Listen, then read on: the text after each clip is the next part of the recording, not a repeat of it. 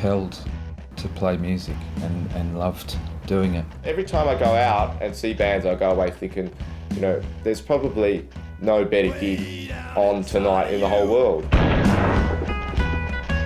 There's a bit they call your brain. You're allowed to be ugly, you're allowed to be short, you're allowed to wear the wrong clothes, and it was all just about getting on with the music and going wild.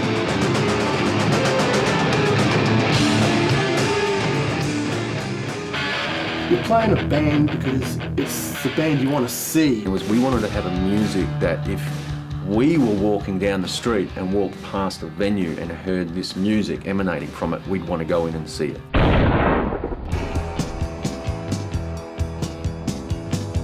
There was nowhere in the suburbs to go. As soon as we were old enough to get out of town and be able to travel in the times we wanted to, we pretty much made our social home the city. Without very much effort, you can sort of get to know everybody, and it's also constantly cooking itself. Adelaide's interesting because it's a very central city. You know, everything happens in the CBD.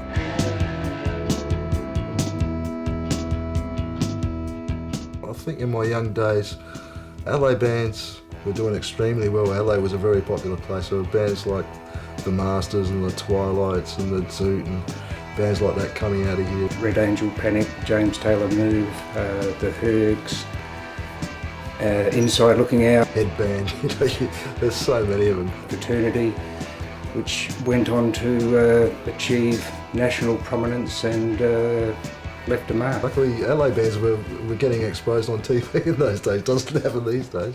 And that was like mid-60s, so there's no internet, no FM radio, no colour TV. The drinking age was still 21. Radio and television stopped broadcasting at midnight. Street lights went out every day. The term pub rock hadn't been coined at the time. It was conservative and boring. The pub was shut at 5 o'clock on a Saturday. It wasn't open on a Sunday. It was a completely different age. There'd just be a couple of old people having a sherry or whatever. What's special about Adelaide, I think, is that it's so irrelevant, you know.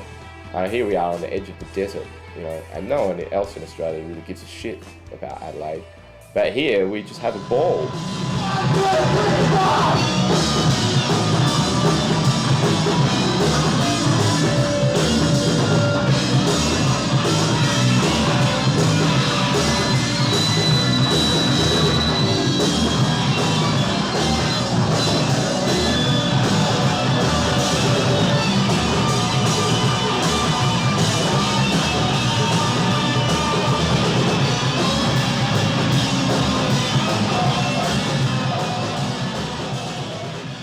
Despite being a small town, there's been a big range of stuff that's gone on here. Some of the bands that were around in Adelaide that were fantastic in the late 70s and early 80s were the Brats, the Bad Poets, the Dagos, the U-Bombs, the Innocents, Nasty Nigel and the Teenage Hellcats.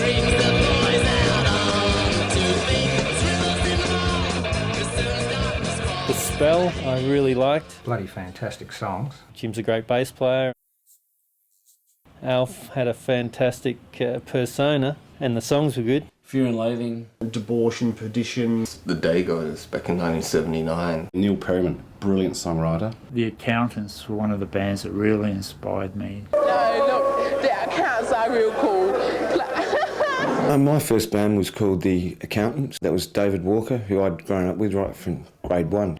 And Nick Hope was the bass player. Marrickville gig with The Accountants, the Dagos and the U-Bombs is one of the first big punk shows in town.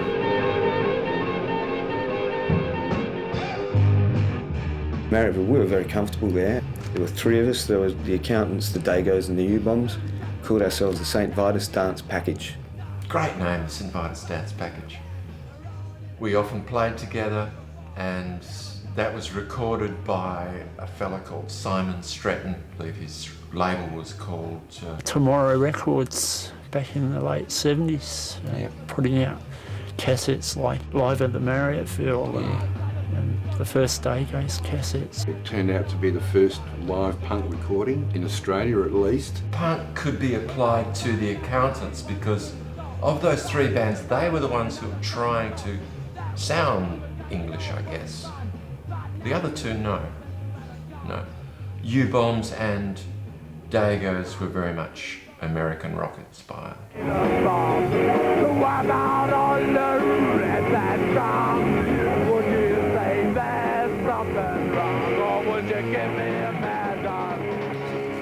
Early stuff, these Oh yeah, Bowden X. two of these, yeah. Black Chrome. Singles on Tomorrow Records. Black Chrome, yeah, one of the very first punk bands around. And Bowden X, who was a member of a band called Jarb. Yeah. They date back to about 78 with the Sputniks here. Yeah. And the single Second Glance. Yeah. And yeah, a lot of famous names went through the Sputniks. Les Dealey, of course. Yeah. Went on to Acid Drops and 2 Second Sect, among other bands. And of course Dave Graney and Claire Moore. They played a lot of gigs, didn't they? Yeah, and they went on to they sort of evolved into the Movers. Radio was probably my first influence. My dad was in a rock and roll band in the 60s. If you ask my mother, she'd tell you ever since I was a baby I used to sit in front of the radio. The AM radio would be on and they'd be playing the top 40 hits and the American songs would come on and I'd just be sitting there dreaming and the lyrics would be creating stories in my imagination. Hearing bands like the Masters Apprentices, Living in Child's Dream, the lyrics in that song caught my imagination, I guess. Chocolate coloured tree trunks and slopes made of ice cream. I was brought up in a town listening to AM radio full of fucking cover bands, and it fucked my head up so much I got into punk rock. My dad came home from work one day when I was listening to Black Sabbath and he said, "You like the heavy stuff, do you?" And yeah, I did. I always liked the heavy stuff. Always did. Still do. When I was like 15, my friend Paul Gilchrist turned me on to Metallic KO. Iggy. Listening to the Stooges the first time sort of changed my ideas about music a great deal. Even occasionally late night on 5KA they would play the Stooges and stuff like that, you know? And that's when I started to get into it. The raw power and energy of that band influenced so many people. Like that's when I came alive. That music made sense from then on. To make music made sense.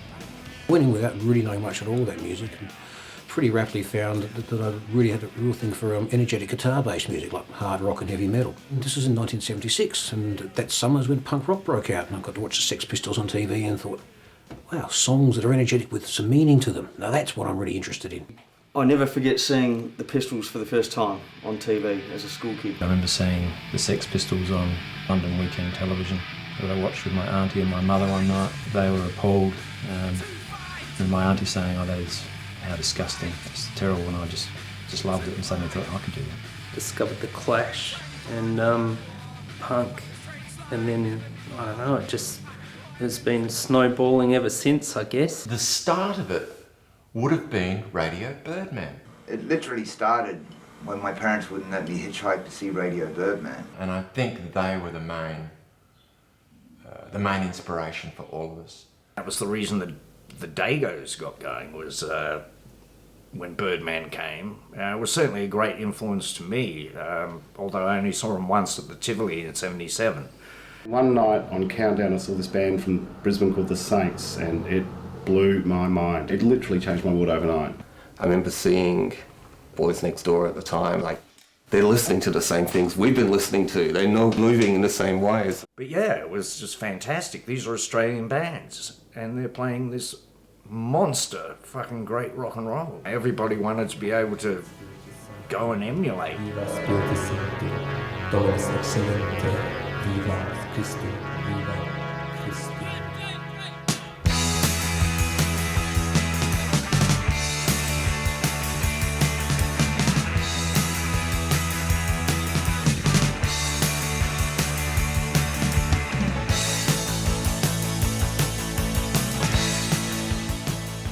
Two other original members of the Dagos, were working in an import record shop called Modern Love Songs.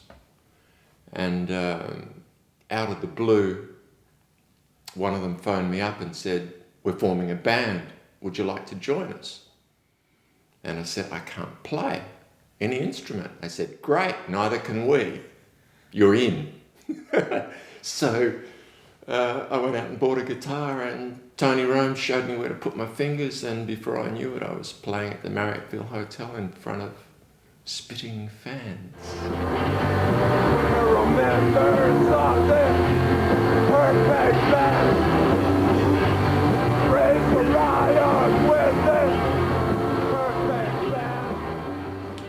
We tried to be a pop band, but I think the chaos of people really not knowing how to play very well might have made it sound a bit punk. Because punk wasn't really about doing anything with much finesse, but just actually trying it and doing it for yourself, it really enabled lots of people to do what they really wanted to do with their lives and not to conform to mainstream ideas and feel proud of who they were.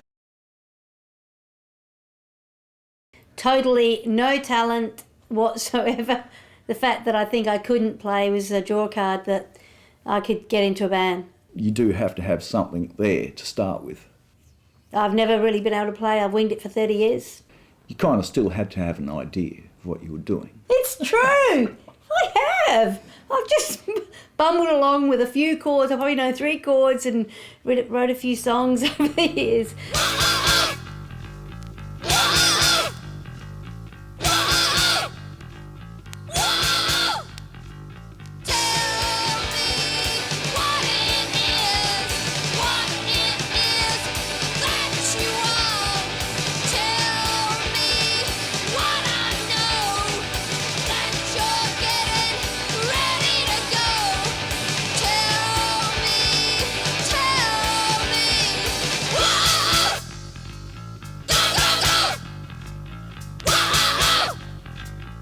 I'd rather hear someone play a really meaningful guitar solo very badly as opposed to someone very technically correct and clinical and cold. I was a bit of a show-off anyway, I think, and I just wanted to get out and do something where I was in the limelight doing something, and it was easy to do. It was really easy to do. Anyone could have done it. And so it didn't matter that you couldn't play. I mean, The Damned started off only knowing 2 chords or something ridiculous, and they were quite advanced. Self-taught. I learned at school. I spent 2 years doing music at school, but I learned to play things like Scarborough Fair, Never on a Sunday. I'm a self-taught musician. I sat there and just listened to Cream and listened to Jack Bruce play and learnt every single bass line backwards. All the people I've played with, we started around the same time, and we all learned. We've all been learning for the last 30 years.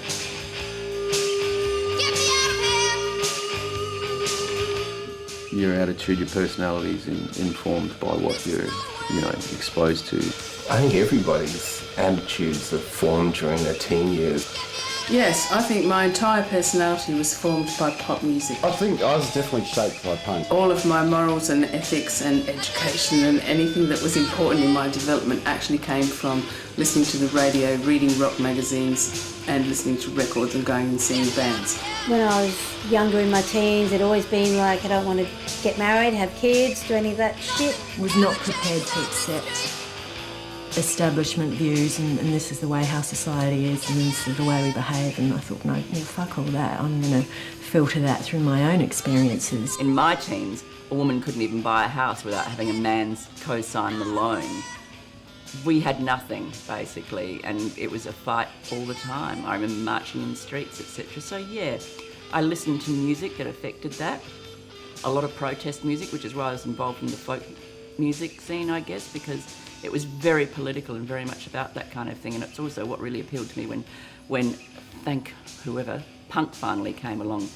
So for a start, there was the hippie ethos that was around in the 60s, which was very liberating and really gave people the idea that they could do anything they want and they didn't have to be restricted by ideas of authority.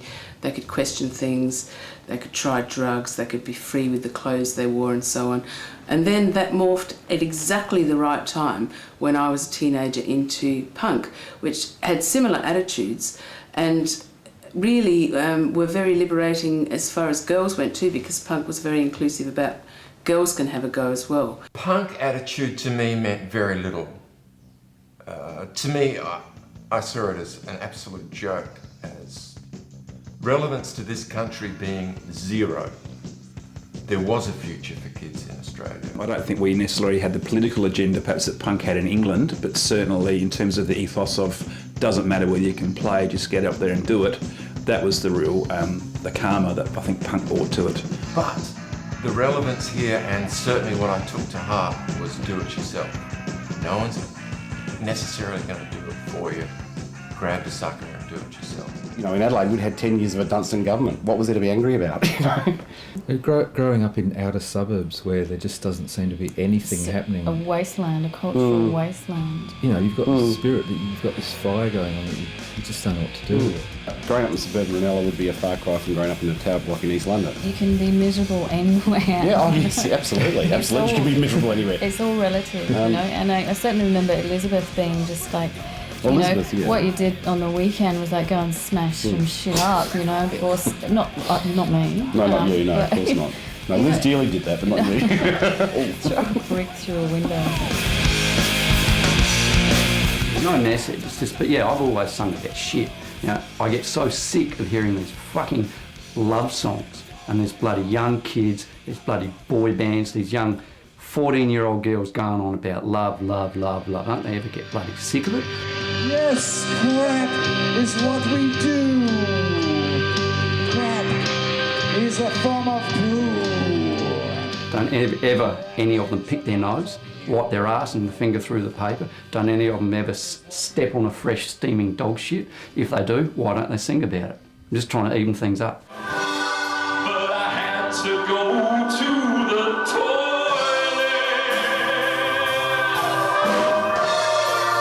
I had to go to the toilet. Probably the biggest influence that ever happened was the Frank Zappa record. It was just another band from LA.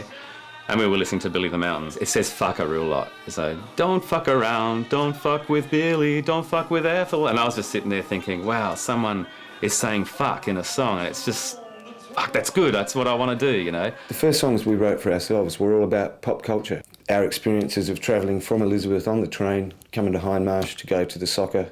Or the majority of what the toss is about has been written at the footy or at the cricket or at the pub.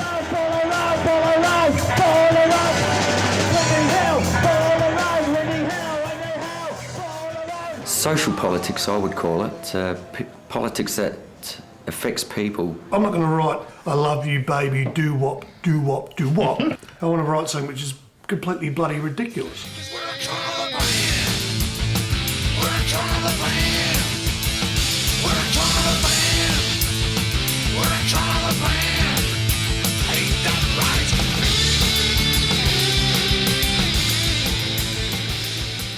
If we sing something ridiculous, we'll sit there and laugh our little heads off like little kids.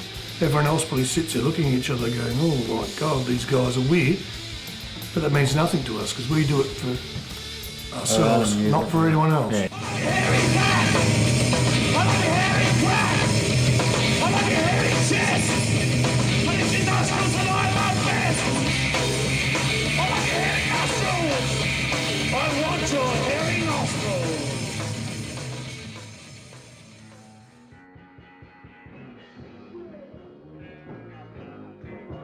Yeah, well, the Beulah Road days, well, God, there was so many people living there. There was a lot of partying going on there. There was a 24-hour party room, which we always used to have. Basically, we had a practice room there, and anybody could practice there like on whenever they wanted. Once we're partying all night, and there's the stink pots. What the fuck's going on here? You know, it's just totally alien from a fucking innocent young lad from the suburbs, you know.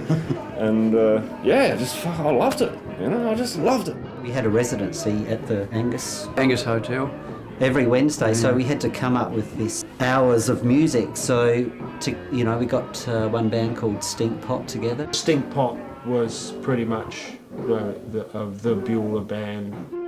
We had a few covers, like doing Residents and Throbbing Gristle covers with the rest of our kind of, beef heart kind of punk. There was a few other bands that came out of there. There was a whole lot of women's experimental punk bands there at the time. The girls, they were doing the Screaming Jennings. Like and try. Yeah. And also people joining each other's bands. It was a very enthusiastic time, and you know, we didn't know how long this was going to last. It went on for like 2 years or so. There was other kind of Bueller bands formulating, you know, Purple Vulture shit. Purple Vulture shit was sort of my first sort of big band or main band or fun band. Then we kind of sprang off into a more kind of jazzy avant-garde band called the Slippery Gonads. Firstly we were called Basil and the Boy Boys, and then we went and we changed it to the Slippery Gonads, which we thought was a little bit more, you know, looked better on the poster, I suppose.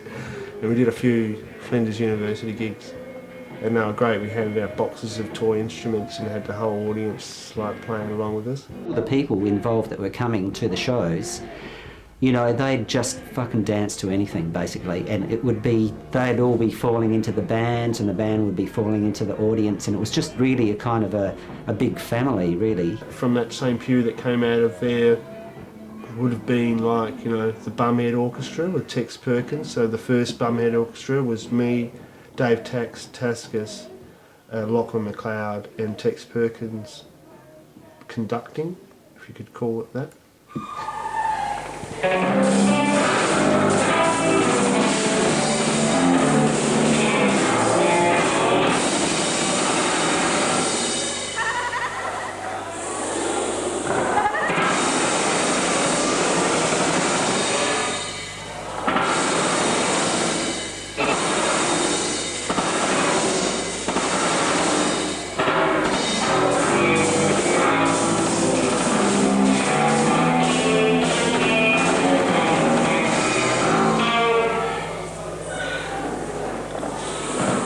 A lot of good times. Period end of like 85, 86, we all moved to Melbourne. One thing I loved about all those bands is there was no, didn't matter if you knew how to play or not. You could see they couldn't play, but they still sounded great. All you had to do is, there's an instrument, okay, I'm going to play it, and that's it. And you did, and everyone just went for it. Well, shit, man, they can't play. Either can I, you know. Why don't we have a shot? And so you just had this insane bloody noises and people with so much confidence, but they weren't up themselves. They just said, right, you know, there's a song we just wrote, and they just power into it. And it was great, yeah, just carving their own niche. Ewan was great. He's just, everything that he touched, both visual and audio, was all over one, you know. Everything was covered in paint, or sounded like it was covered in paint. The way he looks as a person and how he paints, and he's a walking work of art. Yeah, when we went to those art schools and stuff, everybody was just doing whatever they wanted to do, really. I mean, and, you know, I followed suit and I thought it was a good thing to do, and everybody was very kind of, you know, single-minded and stubborn, but that's what the punk rock thing was all about, and all the other things that went with it, the fashion and the artwork and the posters. One of the things about punk that also really got me was its sense of inclusiveness. Anyone could be into it, and everyone who was interested was really encouraged to do more than just sit back. Play in a band if you want to have a go, pick up an instrument, doesn't matter if you can't play. Do a fanzine or a radio show, organise gigs, do anything, or do nothing if that's how you feel. There was no obligation, but it's tremendous positiveness and encouragement and enthusiasm and enjoyment. That's one of the things that really caught me. I think Harry Butler and DNA has been extremely important to Adelaide music. I bumped into Dave Manning one night at a gig, and he casually mentioned he'd done a fanzine earlier in the year, didn't mention about local bands, and suddenly it was the proverbial light bulb moment. I thought, I can do a zine.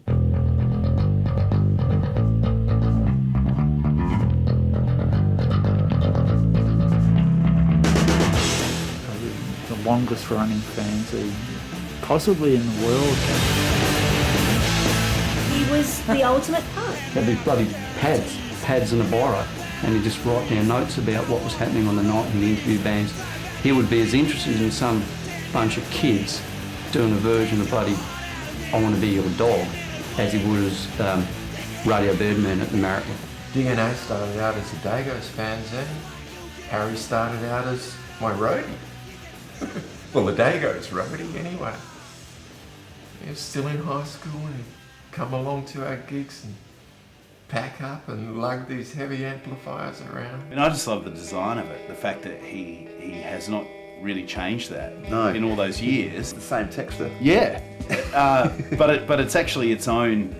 It's so distinctive as a result, and it's not just the look of it. It's the wordsmithing is great too. It's an amazing document of the Adelaide music scene that's just fantastic that it's there. It's actually a really interesting resource that someone could trawl through and look at the development of Adelaide bands. And I know he did his family trees and how they all intertwined, and it was all very incestuous. It was very incestuous. People were playing here and here and with everyone else, but that's from an archaeological point of view. It's a great document of Adelaide music over the last 30 years. So at least someone gives a shit, you know.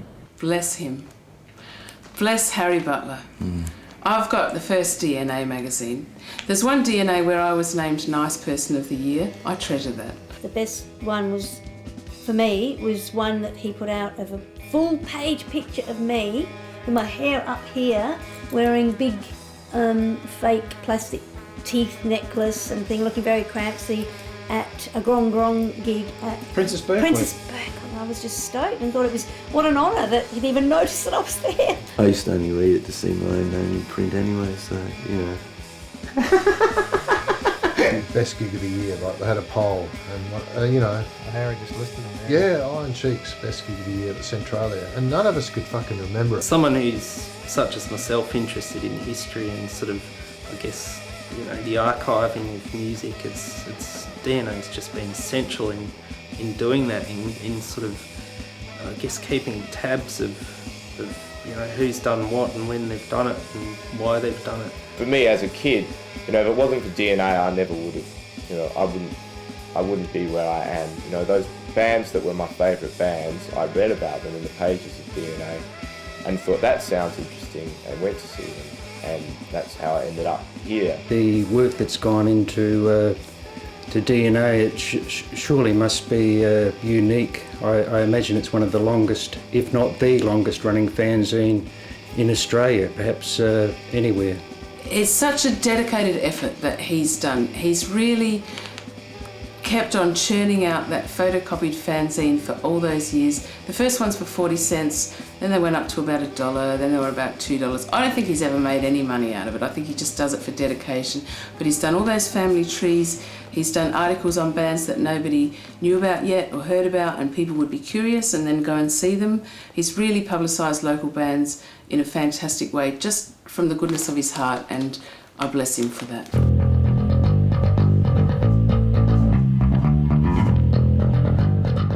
I discovered punk music when I was a young teen, and the most accessible way for me to find about punk music was either watching Rage TV or going into record stores and asking about what was there. Well, you've got to say thank you to the independent record stores. Now we've got Big Star, but we had Umbrella. We used to hang around pretty much all the time around Umbrella Music, which was a shop Doug Thomas ran with a chap called Danny Haveron.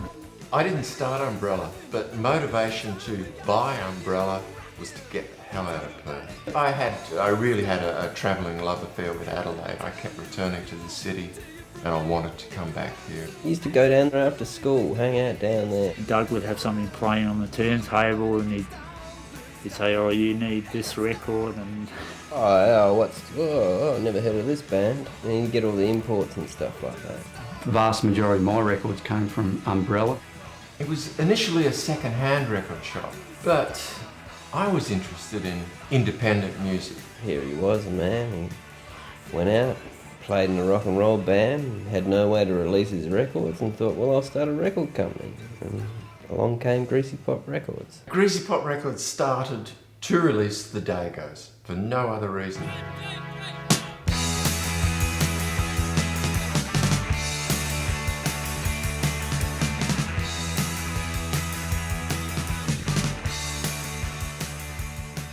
Being out there playing on weekends, seeing these bands and loving them, I knew that I had to do it. Skunks, the Acid Drops, the Exploding White Mice. Exploding White Mice probably changed my life, I reckon. Oh, Exploding White Mice, of course. Jeff Stevens is one of the great songwriters of all time.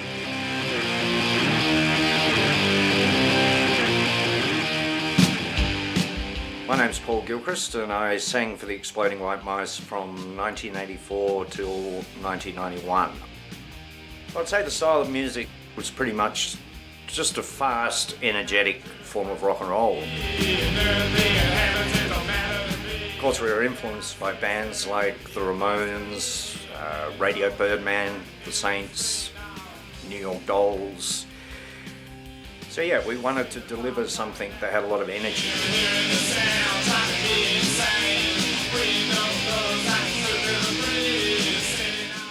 And, you know, for the 80s, some of the just dirty looking guys, dirty clothes, long hair, and yeah, just a wall of sound, you know, the noise, and that's just great. That band was a big influence. I remember seeing them play, I think, with, you know, bands like the Lime Spiders on the bill at the Tivoli one night in the early 80s or mid 80s or something, and just thinking, well, yeah, this is the world that I want to be in, and John West can have the rest. The Tivoli Hotel was a great rock and roll pub. We played a lot of good gigs there. La Rocks was also a really good place.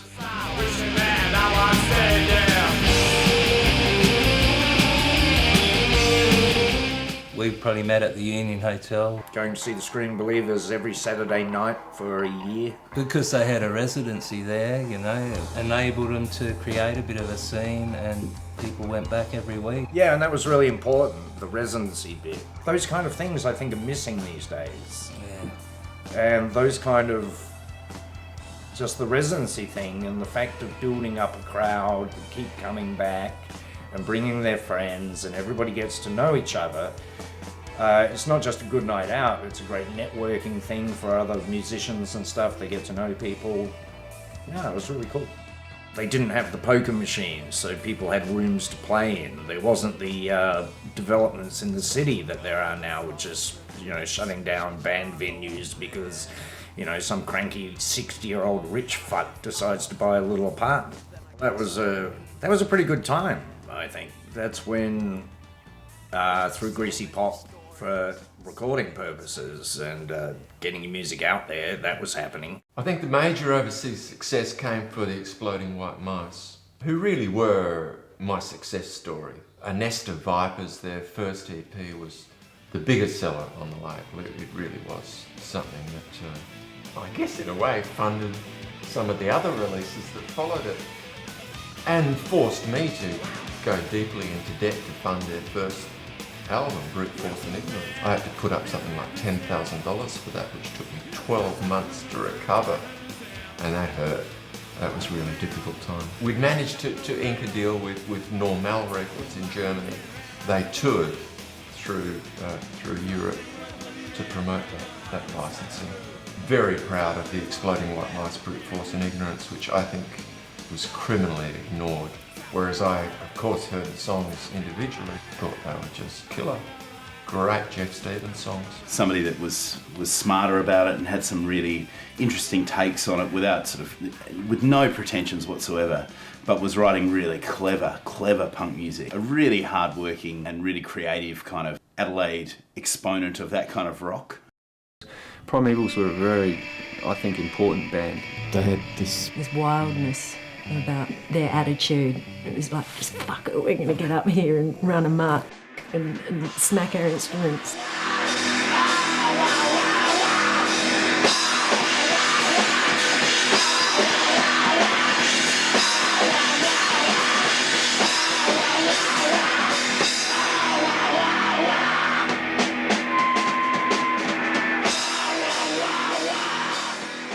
I remember thinking of it back then as a sort of apocalyptic sort of sound that just really loved.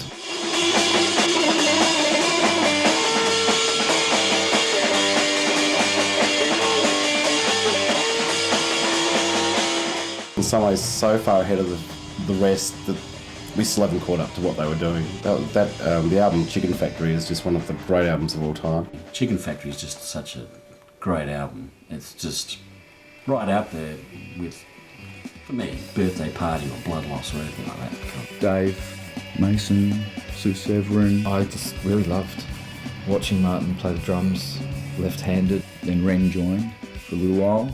I really loved that band. It was great. We split up early 87. First bands I was seeing in Adelaide were bands like the Skunks and Gun Control and the Screaming Jennies and the Spell.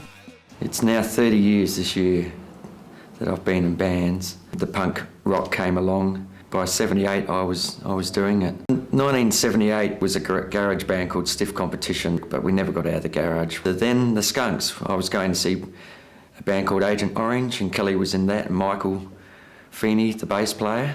I approached Michael, and away we went, and the Skunks began.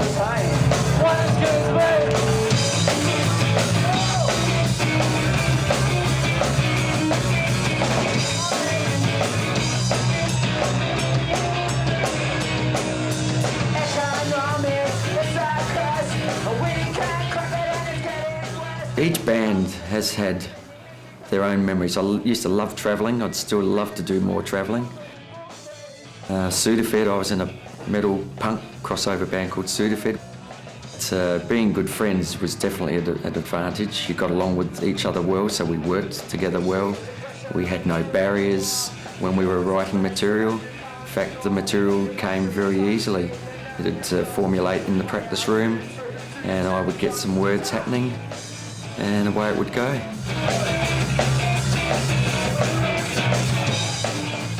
And then when that next wave, post that English punk sort of sound came through, bands like Grong Grong, Numbskulls, The Lipstick Killers, Luminous Green Snow, Selfish Gene, Myra Hindley, Self-Abuse, Raw Spud, Pig's Nipples, Cost Me Bag Lady, Two-Fisted Burger, Star 10 Hash, Muff, Purple Vulture Shit. Pooita. Pooita was another small Adelaide band, highly underrated. Gonna do it, everybody's gonna do it. It's a brand new thing, everybody gonna do it. You gotta sim it, ooh. You gotta sim it, ooh. You gotta sim it, ooh. You gotta sim it all night long. You're born to lose. I suggest you listen to 3D Radio and you'll hear lots of good bands. 3D played a very important role in supporting Adelaide music. First I heard about 3D. Triple M, as it was known back then, was being approached in a record store called Modern Love Songs back in about 1978. It was actually the host of a show that was on ABC FM called Nocturnal. All we had back then was, you had, I think, couple of hours on Friday nights on 5UV. There used to be a couple of shows on telly late at night once a week, Nocturnal or something like that. The whole thing behind 3D was 5MMM was that Nocturnal was axed at some stage. Yeah. That radio station really helped the local band scene. That's one of the main reasons I got involved. 3D plays a huge part in local music. It plays anything between 50% to 60% local product. When we were Triple M, we were all about local music. We still are. 3D is a fantastic local institution. I think I'm right in saying that it was the first FM radio station in Adelaide and pipped SAFM by a very short amount of time. I remember Susie Ramone showed Lakeland Live on Sunday nights. Get to hear things. Bands were bringing in demo tapes all the time, which in those days were on reel-to-reel. Bands perhaps I'd only seen in the paper, instead of having to try and see them at a gig, I could hear a demo of theirs or something, or she'd just talk about it. I did a program called Local and Live, where we would play the demos that people had brought in. I remember releasing a single that we did with the Innocents, Distressed Innocents. Yeah. And that came out about the same time as the station went on air. That was the only way we were going to get played on radio. This band would be lost. They've played us to death. It's the only way that most people get to hear anything without actually going out and seeing it, so it would hopefully prompt a lot of people into that. Hoot McClute, Babylon Time from their self-titled album. And prior to that, Red Rascal from a couple of years ago. The album is Red is the Colour of Revolution, and it's Work Like a Bitch that we heard. One band that I was working with, Nouveau Block, who I was mixing, had so much publicity from that radio station for their first show that 400 people turned up to their first gig. I don't think you'd get anything like that these days. It shows how many people were going out at the time, and that really seemed to flower at the time that Triple M started. The station starts up and all of a sudden would we've got a listen to it on the local radio. community In fact, station like playing our record every day. Just going, wow, I this probably is shouldn't say this, but I taped it. The band scene just burgeoned and people would just flock to go and see local bands. But yeah, when 3D came on, it was like, great, I can turn the radio on and I can hear my music. They can hear themselves on the radio. There's one station that puts anything out there for people to listen to. I'm always, thrilled when I hear one of my songs played, and thrilled when I hear, my friends' stuff being played on the radio. Whatever people are doing that's interesting and local and of some degree of originality. I've heard stuff on 3D that I didn't even realise I was even on.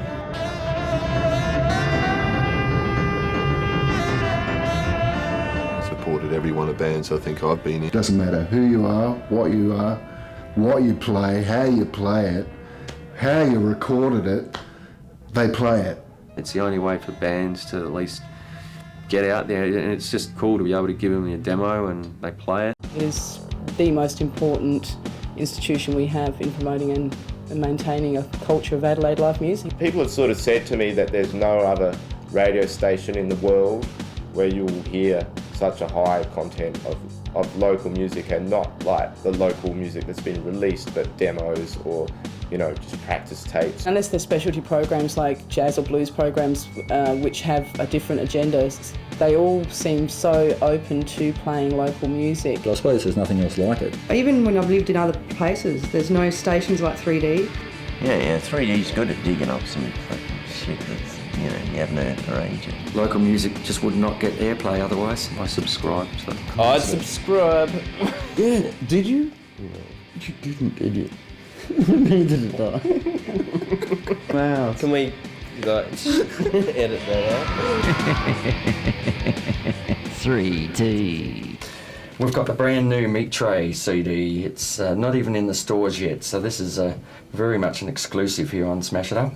Yeah. The new Pick and Bones EP, and we're going to play you the opening track, and it's called Stuck. So get on the phone. I can highly recommend this. 83633937, and it can be yours. Here's Meat Tray and Stuck from Pick and Bones. There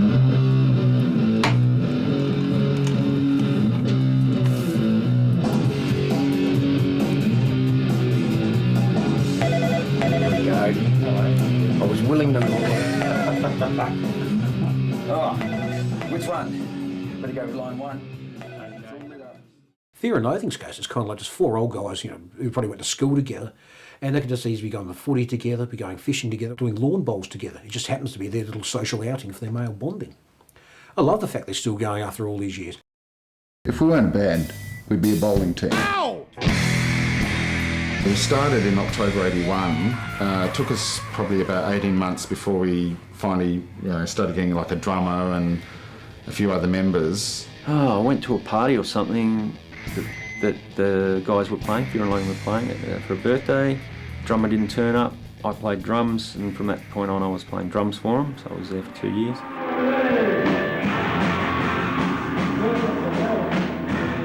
Guess I never would have thought back 20 odd years ago that Fear and Loathing would still be around. And the reason they're still around is because, there's a bond, they're friends for one. They're all very artistic people in their own right, and there's a friendship there's solidarity, and just keep going. Always been a big fan of Fear and Loathing, I have to say. Consistently entertaining and totally the punkest band.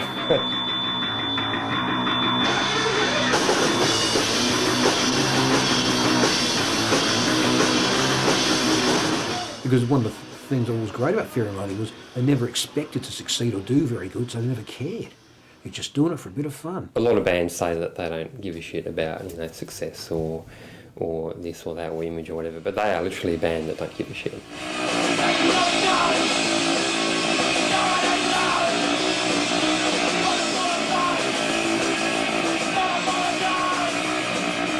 Fear and Loathing have done it the right way. They've done it all on their own bat. They've done their own albums at their expense or whatever, and Harry's expense or in the early days. And they've got probably more albums than we have. We put out 4 tapes, 2 LPs, I think about 3 CDs, plus another 5 CDs where we re-released the 4 tapes and the 2 albums, and I think we're on 14 or 15 compilations and tributes and things like that as well. Anyway, we're Fear and Loathing according to the t-shirt, so some of us, I'm not going to say who, have been doing this for 25 years. Some of us have been managers. In fact, we've passed managers from generation to generation.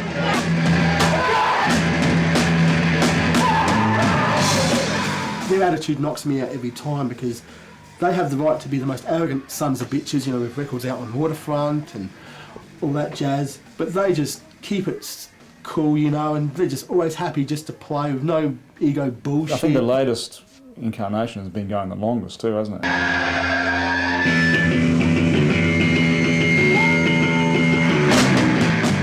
When I started playing with Fear and Loathing, it was Harry Butler on vocals, and I was replacing John. The other members, yeah, David Ormsby and Chris Wiley, of course, the infamous Mr. Wiley, and Herman Laus on the bass.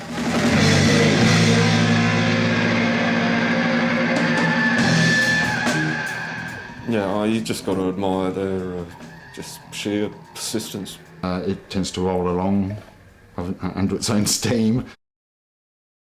From the early days, Grong Grong was one of my favourites. I just thought that band was before their time. I hadn't heard anything like that sort of music. I was pretty much involved with, you know, just all the punk stuff, you know, all the punk bands, and they were just so different. They were just amazing. I saw them heaps of times. Most ferocious and loudest and full-on rock band that I've ever seen. They meant business, you know. It's just like nothing you'd ever seen before, you know. Guy had a bloody balaclava on, just screaming his guts out. I really thought that they were destined for big things. They deserve, you know, a lot of recognition actually. I know there was a lot of interest, you know, from the guys out of the Dead Kennedys. I thought they were going to go to America and really do big things, but yeah, it wasn't to be. This is an American release of Grong Grong's mini album on Alternative Tentacles Records. It was just awesome, the whole kind of atmosphere they would create, really. Dave Taskus was just the dirtiest bass player. It was one of my main influences.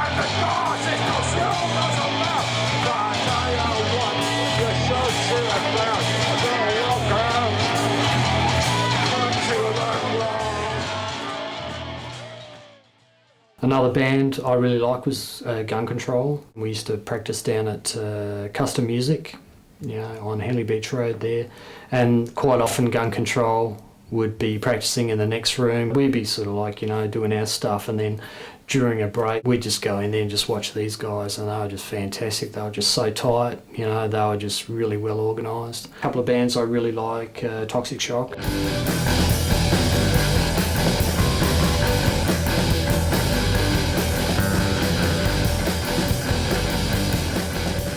They're a band I've seen many times, which I really love, and also Peterhead. Peterhead, you know, I used to play with Nathan, you know, in Hack, and Peterhead remind me of Hack. You know, they're sort of like a, you know, a new version of Hack, but they're, you know, they're an entity in themselves. Hack, Harry Butler's band.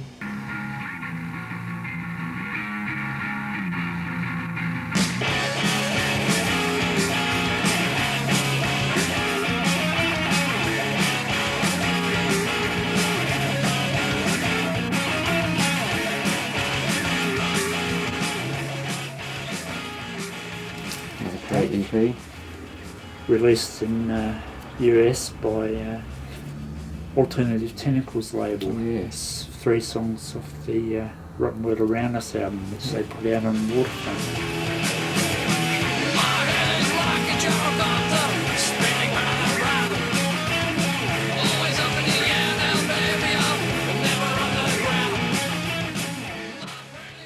Systems Go. Primevals. 22nd Sect. Head On. Iron Sheiks. Love Fever. The Plague. The Plague. Plague. These guys are really shit hot. They really impressed me.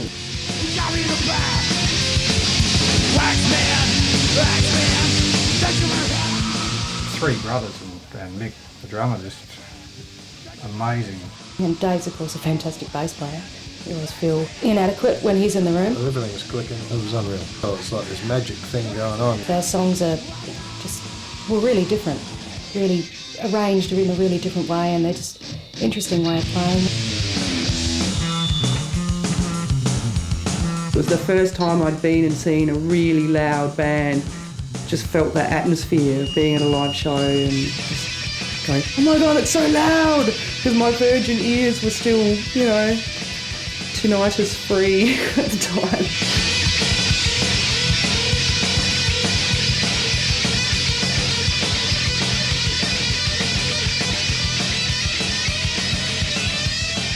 I've always really admired Slam and Stan Brock's guitar playing, and pretty much any band that he's done, I thought he really stood head and shoulders above other players.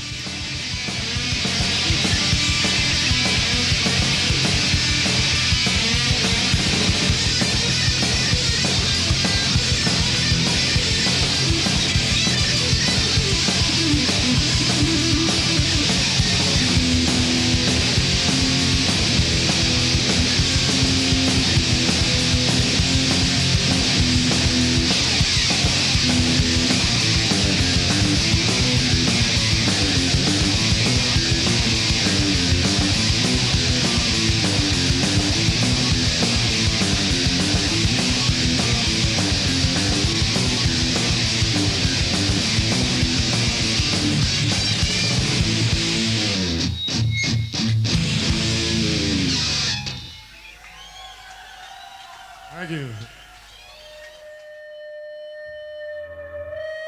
I've been in business now for about 29 years, getting close to 30 years, I would say. We've played here so many times. There was never enough rooms, was there? No. Everybody used to come in, yeah. There's a band called Rod Kill 66, Susie from the Ramon, Chris Wiley, Free and Loading, Perdition, NFI, Iron Sheiks, and of course a lovable band called the Skunks. When I let the band called the Skunks to practice in the room, this particular friend of yours, or wherever he was, went berserk. He smashed all the windows with his bare hands. It's incredible to survive the ordeal. I think I wanted to forget that, but you This didn't worry me. Did I kick you out that night? No, you didn't. Your amps are pretty well known and have a great reputation. And where did the name Woogie come from? First of all, the name Woogie comes from the phrase boogie woogie. All these years I've been playing in bands, I went through lots of amplifiers, Marshall, Fenders, you name them all. They've all been top brands that hype the product up so much that you say, wow, it must be good. So you go and buy this product because you think it's good, and then you play it, and I said, well, this is not what it's supposed to be. I said to myself, well, I don't have to play this American stuff or English stuff, or I must start making my own. And being a repairman into electronics, I said to myself, well, this is what they're doing, this is what I can do. I can get the parts, put it together, and hope for the best. So slowly, it went around, and people started coming in buying these amps. So I just kept on going. People were coming back all the time. Was it much of a problem for you with people owing you money? Far from being a money lending service, a lot of musicians would take an item, pay you off. Exactly. Sometimes over a long period of time, and some not at all. Well, I feel sorry for them. Yeah. I feel sorry for them. I said, look, okay, I'll give you service. You're going to take my product, you're going to put it on the road, you're going to expose it. But I expect payments. That went pretty well for a while, you know. But then got to a stage where money was accumulating, and I would spend all my spare time chasing people to say, hey, pay up. They all paid up eventually, but took some time. You certainly saw a lot of the punk and underground bands. Oh yeah. Going around the town.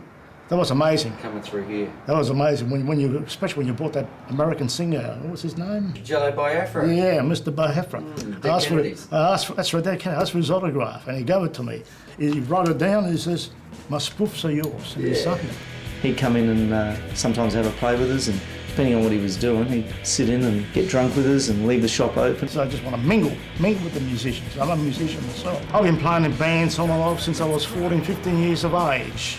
So I was seeing the whole rock and roll era, and I was lucky enough to get myself into a very successful 60-40 rock and roll band, and we just took it from there. It's a nice little iconic rehearsal space. I started something which I don't even know what I have started, and I got to keep it going. A few bands in Adelaide have written songs about your wig. Oh, my what? Your wig. My hairpiece? Yes, your hairpiece. This is real hair, though. It doesn't bother me at all. Yeah. I'm always on, keep it on, keep it on. Yeah. People say, hey, you got a rug on. Who cares? Yeah. Selfish Gene. Myra Hindley. Self-abuse. The Acid Drops. The Acid Drop. Liz, she started playing in a band called Horse with Dave Mason, which became the Acid Drops. Crawling Eye bit the dust. Martin and Sue had split up, so that wasn't working. I joined the Acid Drops on bass. When I first saw them, I sort of thought, well, I don't know, I didn't get it. And then maybe the second or third time I saw them, something in me clicked, and they were amazing. We released a single, Surf and Prostitute beat single, that went to #1 in the college radio station in Le Havre in France. And in 1985 I went over to England for just a 2-month holiday to England and America on my own.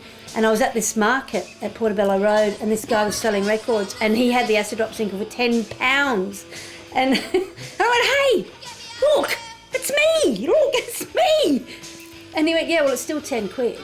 And I went, yeah, okay, well, I want it because they're pretty rare, you know. And I gave him £10 and bought this one back, because the first issue, which were only 250, they were rare. They were really rare. I saw a great show. There's about 1985, Tivoli Hotel. I think it was the last gig they ever played. They were on with the Mooders. It was sort of like a Sputniks reunion night, because Liz Dealey, who was in the Acid Drops, originally played bass in the Sputniks, and yeah, they ended their set with the Butthole Surfer song, The Charlotte Sleeps in Lee Harvey's Grave, and then proceeded to smash their instruments like the Who did back in the 60s, and just brought the house down pretty much. Standing ovations and everything. It's just one of the greatest shows I ever saw of a local band. Yeah. Yeah, Keep On Grooving Man. Yeah. Freak Out. Get Down and Groove Out. Yeah. Yeah, it's one I cherish.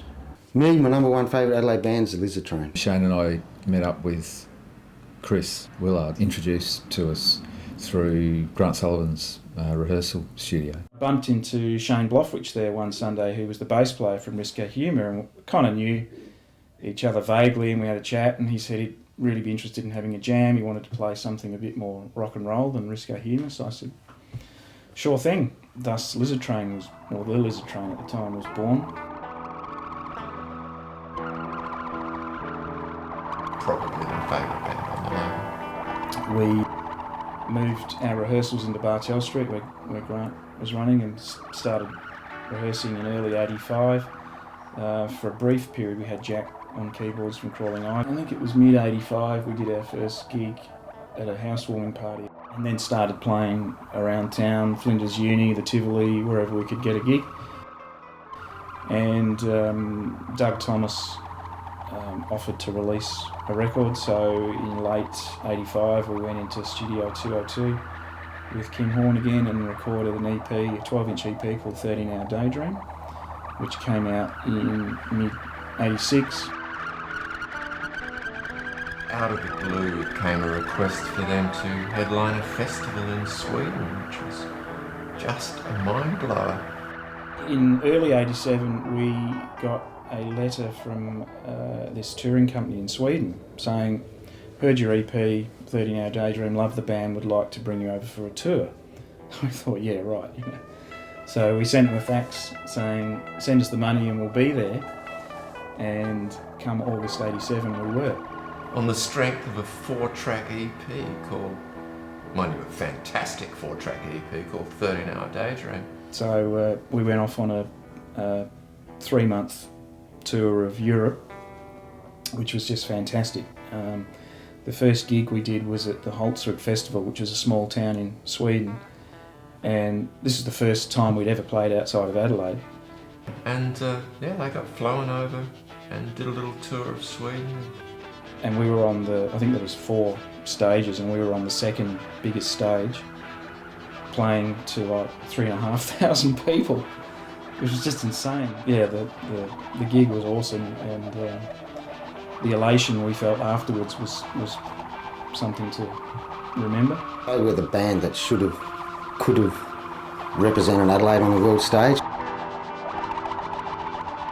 was spent doing more gigs, and the end of 86 we recorded our first album, Slippery, which came out on Greasy Pop in mid-87.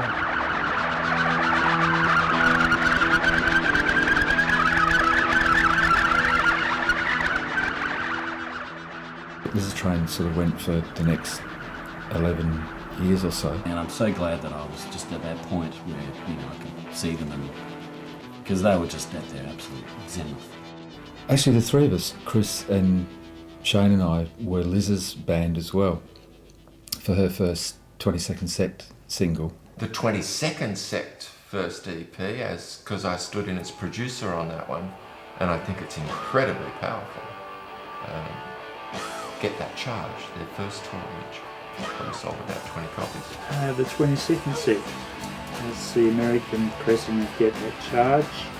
Came out on Sympathy for the record industry. It's actually got an extra song on it. Quite surprised once when staying with a friend in Berlin, my friend said, "Oh, you've got to meet this guy, he's a friend of mine," and he knew every record of the 22nd Sect and had them all, and was a bit of a aficionado of Adelaide music and Australian music. So, that was kind of surprising for someone who was just no relation to Australia whatsoever, apart from the fact he just liked alternative independent music.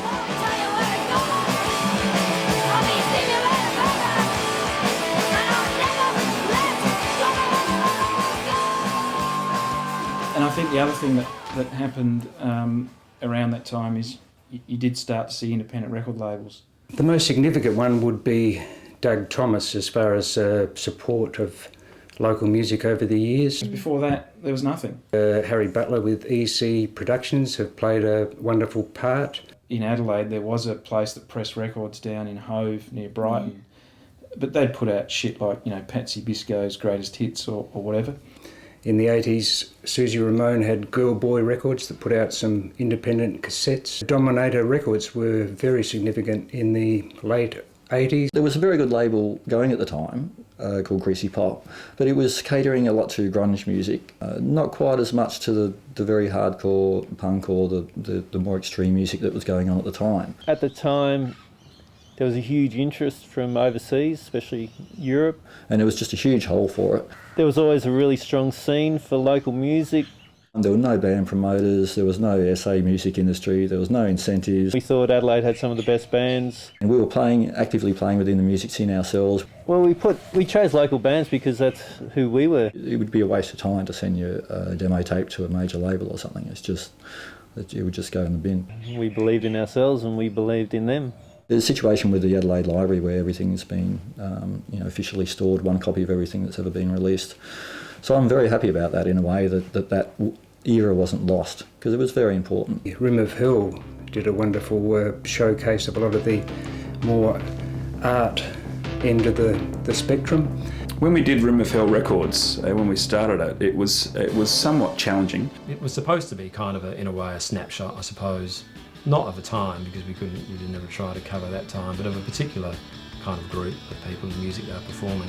People who were either were friends and involved in the various bands, or were acquaintances, or we liked their music. So we decided to put out an album jam-packed with these bands as possible. Each band was sort of responsible for their own recording. In many ways it was really doing it yourself, and of course distributing it yourself. Some of those recordings originally came from like 4-track cassette things in people's lounge rooms. Some were out of studios.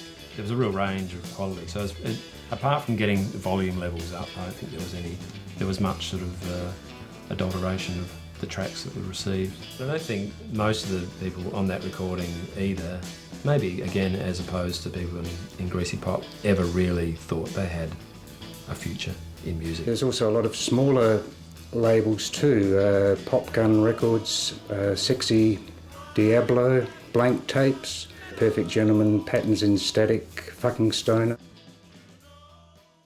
Iron Sheiks were always good to go and see. The sexiest band I've ever seen, I reckon. It was getting described as a mix of like a heavy metal band without the 20-minute guitar solos, you know, and that's what it was. I think it was just rock.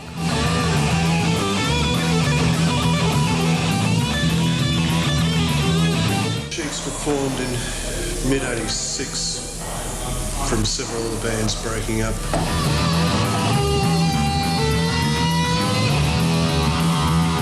Great. It rocks, it's hard, it's got balls.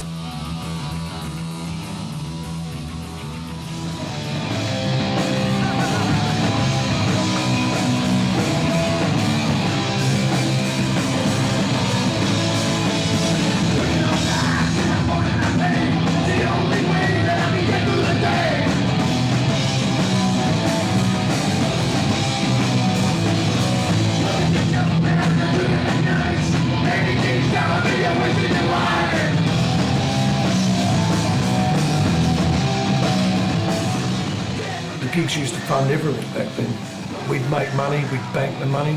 Jerry used to be the banker, he was Mr. Goldstein. And we'd hire a Tarago and we'd travel to Sydney, we'd do 4 shows, make the money. We'd get up to $500 a show sometimes, so you're making reasonable money. You get a hotel at Bondi, we'd throw paper planes and drink beer all day and have a laugh and go play a show, you know. I think it's quite obscene that the only thing that hasn't changed in the Adelaide music scene is what bands actually earn for all their hard work. Yeah, how about that? It hasn't changed in 20 years. I remember doing a show once in 1984 with Fear and Loathing. We got paid $300 and we were thrilled. It's a labour of love to play music in Adelaide. $300 bought a hell of a lot back in 1984. In fact, I think bands in the 80s probably used to get paid more than they do now. We got $500 for one of our first gigs, Zippy and the Coneheads, when we were very popular for a little while there. Generally, you get paid $150 to play in a pub. It's the same today, over 20 years later. A beer was $1. Now if I want to buy 2 beers, it costs me over $10 in a pub. It's even in happy hour. It's insane. The cost of strings has gone up, the cost of everything's gone up. Pubs are making a lot more money, their staff get paid more, sound mixers get paid a lot more. What action do you think the government could take that would directly help to support local musicians and bands? Well, I think there's a lot of things that they could do. They could certainly use the $500,000 that they promised the Live Music Fund from the pokies to compensate live bands from the destructive impact of pokies. It's nothing really, $500,000, but if it was fed into the scene in a positive way, it could be useful. Could actually be giving that money to the live bands so that they weren't paying to play, which is currently the case. How have our costs increased? Studio times increased? Everything else goes straight back into posters, CDs, recordings, rehearsals. It costs us $45 for our rehearsal space, and it used to cost $20 when we started. I think we'd probably be the worst treated group of workers in any field in Australia. Petrol? Equipment. I mean, some people say equipment's gone down, but all my equipment was bought when it wasn't. I'd like to see a law brought in where every international act has to have a local band open for them. Even Andre Rieu. Maitre should have opened for Andre Rieu. Perhaps some regulation in the live music industry by way of actually setting like a minimum payment standard. Everybody else has some idea of what they're supposed to be getting paid, but with us it's completely arbitrary. It would be really nice if the government did something about this ridiculous anti-postering deal. The whole culture went out the window the second they made it illegal for us to be able to advertise on the street. I thought it really added to the character of the city. Punk rock and governments don't mix. I'd like to avoid too much involvement with any government bodies in the music scene. The beauty of the underground scene is that it is underground, and we are free to do what we want to do, and we don't have to answer to anyone about it. Having said that, we're all starving, so really what the government could do is probably increase wages across the board, increase the dole. Get us paid, keep us safe. What do we pay our taxes for, man? Well, it's never going to change. Never going to change. I used to cop that myself. $1 a gig each. People were lucky. I think it's disgusting. Could be a lot more musical city if it was encouraged, but I don't think the state government is interested whatsoever in supporting live music. Myra Hine. Kindly. Guns of Krishna. Luminous Green Snow. As we became a band and started putting out music, we inevitably had members of the Exploding Light Mice assisting us from the outset. We started out sort of with a pretty sort of Detroit thing on one hand, but also kind of an accessible songwriting thing on the other. So it was kind of a mix of those two worlds. There was a period in the late 90s where you just about couldn't get a gig in the city unless you were playing really, really fast kind of skater punk. So we kind of flirted with that for a bit. And happily got called kind of, you know, the hardest soft cock band there was, and proud of it.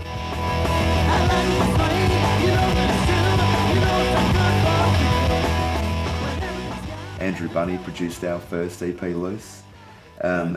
Jeff produced the second one. And Jeff produced the second one, Ultra Hypermagnetic. And in between all that, we had David Bunny, who was putting us on bills with bands like the Celibate Rifles, the Cosmic Psychos, the Melvins from Seattle, which really got our foot in the door, but sort of got our name in the gig guide a lot. I think the thing about the Gills is that it's gone through a number of different epochs. It's changed from what it originally was, and then kind of sort of went back to the roots. What were the rock and roll things we wanted to do, and the last couple of albums were more about what we really all liked, I think. And it sort of just sort of went from there, and we're still doing it.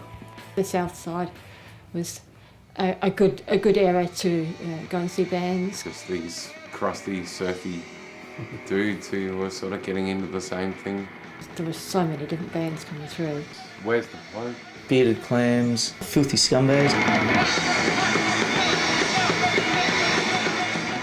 I remember we played a show down south, and there was not one person there. Yeah. I think there was a dog there. They let that in for free as well, you know.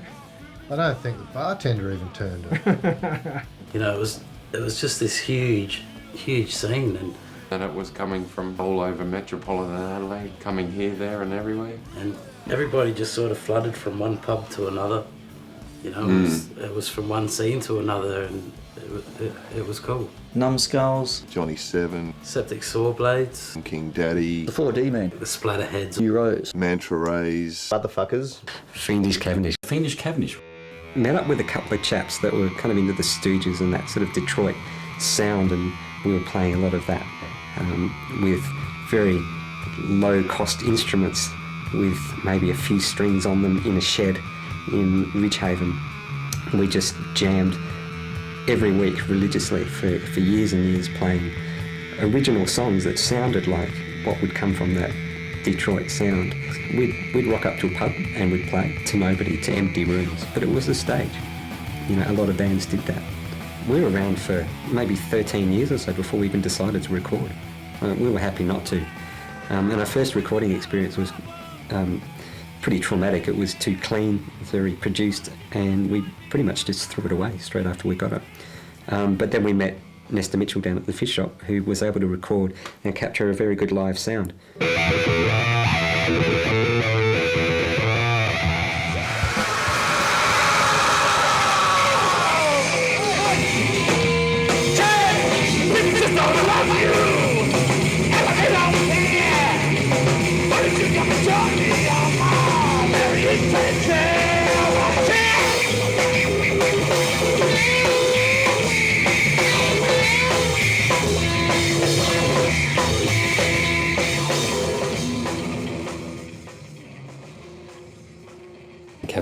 Kamikaze.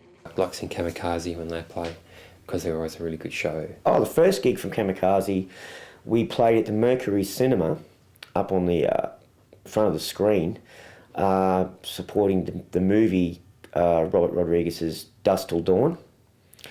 And there was actually more blood or fake blood in our band than there was in the movie. Music's almost secondary with Kamikaze. It's just, you go for the being immersed in a chaotic experience.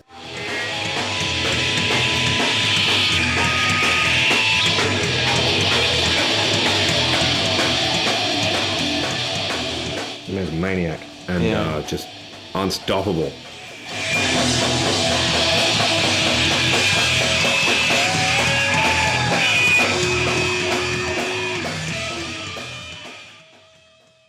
Clowns of Decadence were fun, had a fantastic ride.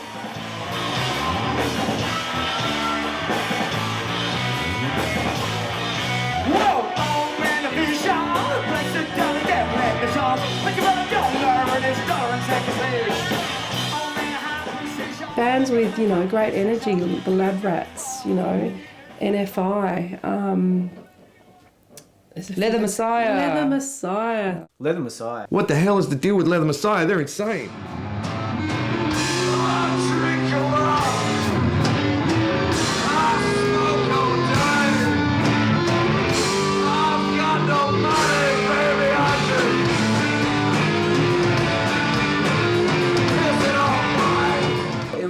Been quoted as being like a train wreck, Yeah. And Yeah. I like train wrecks. Yeah, it's good to see Chris Morley spends most of his time on his back. Every time I go and see them, it's just mayhem and weirdness and just incredibly entertaining. People are throwing bottles and the riffs. The riffs. Yeah.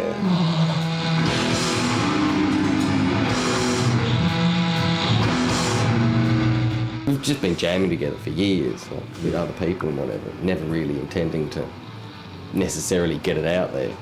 We only ended up doing Leather Messiah by mistake. Hack. Baba Ganoush. Meat. More White Willie. Pig's Nipples. Where's the Pope? Blacklist. Mark Kane. I remember seeing Mark Kane. That's probably the first local band that I liked that I saw a fair bit. There was never any master plan for the Mark Kane. It did just happen as it did. We knew that we wanted to have a band that was emotional and had a very heavy sound to it and didn't have to be fast. We wanted to have a music that if we were walking down the street and walked past a venue and heard this music emanating from it, we'd want to go in and see it. Adelaide was not as competitive as other cities because we never ever had a problem getting shows. There was always room, people would ring us and say, hey, we've got room on our support, you want to do it? Yeah, no problems. It was just very easy. In fact, Kim and I aren't like regular musicians, like, where we have that logical engineering background, which, if you're going to get from A to B, you've got to do this to get there. And if that means practicing 3 times a week, that's what you're going to do. We'd just be like, if you had a set time to play on stage, get on and get off. Bang, we'd grab their amps, take them off, they'd be, hey man, what are you, get this off, we're getting on, we'd just be bang, bang, bang, bang, then we'd be on and off we'd go. And people thought that we were like arseholes for doing that, but the fact was, it was just like, hey man, this is what we're here for. You're surgical, you go in, put your stuff up, you play and you go out. The only time ever in my band career that I've had somebody have to stop the music to go off and have a piss, which was Anton at King we were supporting Mark Kane. It was like, you what? You what? If you're late getting on, that's probably your fault, usually. And don't cut into the other band's times. First release was, The Attrition. I think it was a comp of some shows at the Royal Oak and some other places. But I think we'd looked at putting that out because we had nothing else. We'd sent all sorts of demos out, and Harry helped us do this. I mean, no one was interested in us. The Mark of Kane live is just phenomenal. It was phenomenal. Something that was coming out of Adelaide that was just as good as anything coming out of anywhere. Well, I think one of the most exciting moments for me was a big day out 1995, walking in there and seeing the Mark Kane playing on the main stage. It's like, these are my friends. My friends have done so well. They've gone from less to nothing when everyone thought they were a joke, and look at them. Through their own hard work, they've triumphed. The last Mark Kane album, they released a single. It went into the top 10 commercial charts here in Adelaide. Who of us have ever known of a band who got a song in the top 10?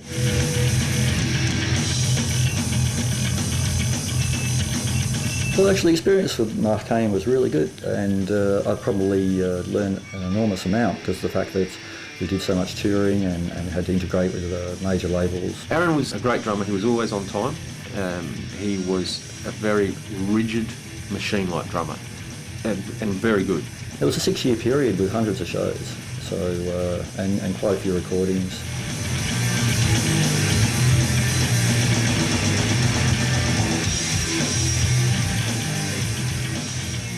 Love Fever, which was just total crack up, unbelievable funk band with crazy Bob Lamo in it.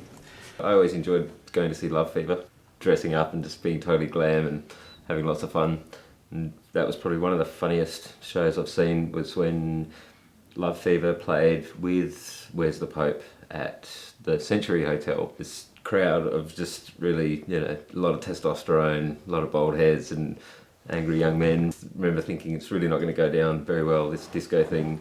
And the first song was a little uncomfortable, and by the end of the show they had all these guys up on stage doing the bus stop or whatever it was, it was quite hilarious. When we formed Green Circles, I think we'd both done a whole bunch of different sorts of bands. A band called The Verge that I started with a guy called Rowan Felton, who went on to Garden Path and runs Smash Records now. We were The Obsession we were, and then The Ninth Wave.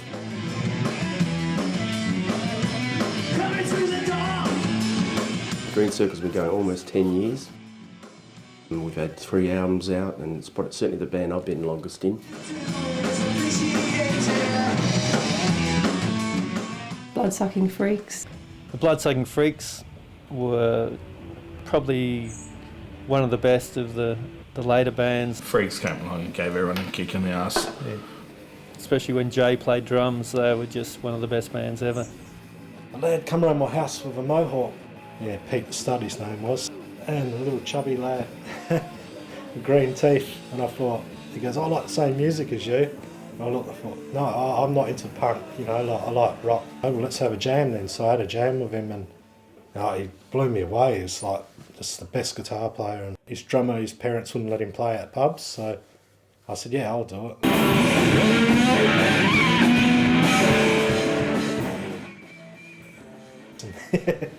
I'll never forget it. They could play pretty well, they could write fantastic songs, and the emotion was just intense.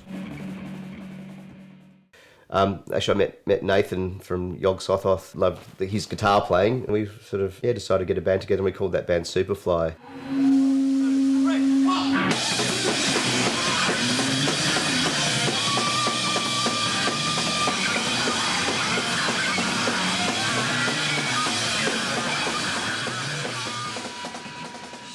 And that consisted of Craig Rodder on drums, Sean Tillmouth on guitar, and Nathan on the other guitar, and Jay ended up being the singer.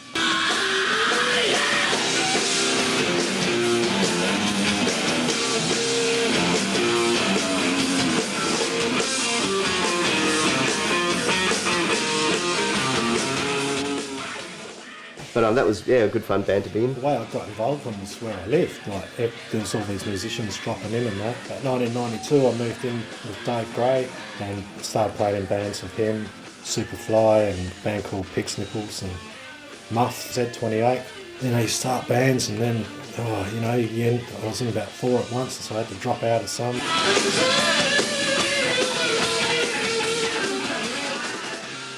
Well, anyone who's heard any music that I've been involved in, they know that the term successful musician doesn't apply to me. It's not about money at all. The reason we played music myself was for the love of it. It's been that since day dot. Absolutely. Yes, we'll go with the love. Love of the process. The love. It's all about the process. Being in a band for me was just being in a band. I wasn't trying to achieve anything. Apart from pulling the birds. Or you get a rider and free beer, somebody comes to see you, then you're doing all right, that's successful. Take 2. What was the question? Question was, did you pull any birds? No. He pulled more birds than me. Name one. I'll just get the list here. No, go on. I dare you. You bought the first 2 pages. No, go on. I dare you to name me one. I've got to say, to some extent, I think people lie if they deny it, it's a way of self-inventing yourself to, make yourself even more attractive to the opposite sex. I mean, most, you think, well, I'll get in a band. Maybe I'll meet girls that way, because I'm sure fucking shit not meeting them, just being myself. You're saying any chick who's ever going to happen in your life, you did not pull from playing in a band? That's correct. No. Crap. It's always been about having fun generally with friends. You can write it down. You don't have to say it on camera, but name me fucking one then. I think I've still got a tiny little bit of an ambition in me that I'd love to be successful, but I don't think it's going to happen now. It was to create something that you liked, but you also hoped other people liked. It's about actually being an artist, really, every day. To succeed is to still be going, to not give up, to keep being able to keep doing what you love doing. That's still good. Still punk bands, still alternative bands out there, still people, making noise and, Lots of bands flourishing, so, there's a great number of new and interesting bands always coming up. Certainly from the most sort of recent perspective, I've quite enjoyed seeing some of the younger generation coming through, such as the Jerks, Standard Union, Diamond Sins. It's all still happening. I'll still be playing in Fear and Loathing in one form or another, even if we're in wheelchairs. Commune retirement village for rockers. I mean, geez, I'll be writing music while I have still have breath in my body. I think it would be fairly ludicrous for me to be on a stage in 10 years from now doing what I do now. A 50-year-old screaming Harridan drunk on a stage may not be all that, unless I've achieved some kind of legendary status that I haven't quite reached yet, which may work. I mean, Susie Quattro still does it, for fuck's sake, but I'm not quite Susie Quattro. Well, I hope I'll still be doing it. I'll probably be an old man wandering around a golf course singing pop songs as I walk. I hope I keep playing till I drop. I'll still be going along to see you. Yeah, in the Zimmer frame. Matching. Play something you know. Fear and Loathing will probably still be playing. Yeah, I'll still be playing in Fear and Loathing, playing bass. I want to turn Kamikaze into a country and western band. I'd like to be one of those dudes who's playing in a front bar of some suburban pub, but I'd like to be playing like ridiculous noise music to a disinterested room of barflies and bikers, and getting paid $100 still. I'll still play no matter what. Still doing it and loving it and enjoying it, hopefully. Like, I hope somebody else likes what I'm doing as well, but to be perfectly honest, I never given that much of a shit. I wouldn't mind writing, TV jingles for ads. I don't want a big mansion, don't want any of that. Just want my guitar, an amp that works, and my hearing. There's something about this scene, about the people in it, the bands that are playing, that is, it's like one of those scenes that go down in history, like the New York in the mid-70s, or, like London at the same time, or something like that.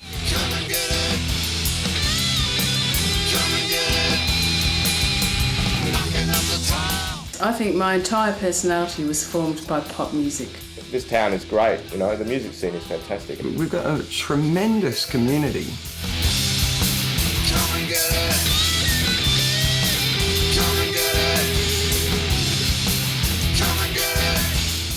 Buy their music. If you like a band, buy their music.